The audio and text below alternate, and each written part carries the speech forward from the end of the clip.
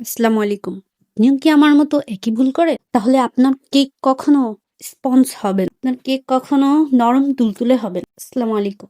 প্রথমে আল্লাহ তাআলার কাছে অনেক অনেক শুকরিয়া আদায় করে নিই। Welcome to my page Shaila.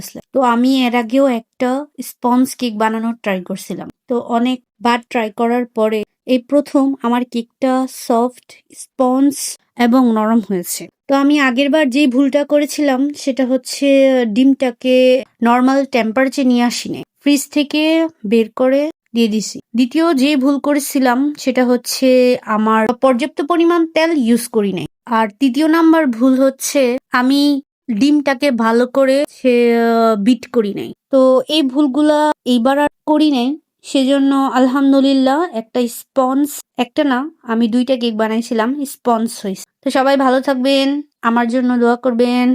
আল্লাহ হাফেজ। আসসালামু আলাইকুম। আর এক আপুর পেজ থেকে ওইটা ভয়েসটা নিছি। ভয়েসটা আমার অনেক ভাল লাগছে। আপুর পেজের নামটা আমার মনে নাই। জামাই কালা হোক দলা হোক ওটা কোনো ব্যাপার না, টাকা পয়সা থাকুক না থাকুক ওটাও কোনো ব্যাপার না, দরকার হইলে নিজে ইনকাম করে খাওয়ামো। কিন্তু বিয়ের পরে জামাই রইতেইব ডন, যে আমার লগে একটা উঁচু করে কথা কইব, রে মিশেল মেয়ে উড়ে দেওয়ার ক্ষমতা জানো হের থাই। আমার লগে কেউ লাগতে ইলে রয়্যাল বেঙ্গল টাইগারের মতো কামড় দিয়ে এক খাবলা মাংস লয়ে যেতে পারে। যদি মার্ডার করে আসি যেন কয় আমার বউ যা করছে ঠিকই করছে।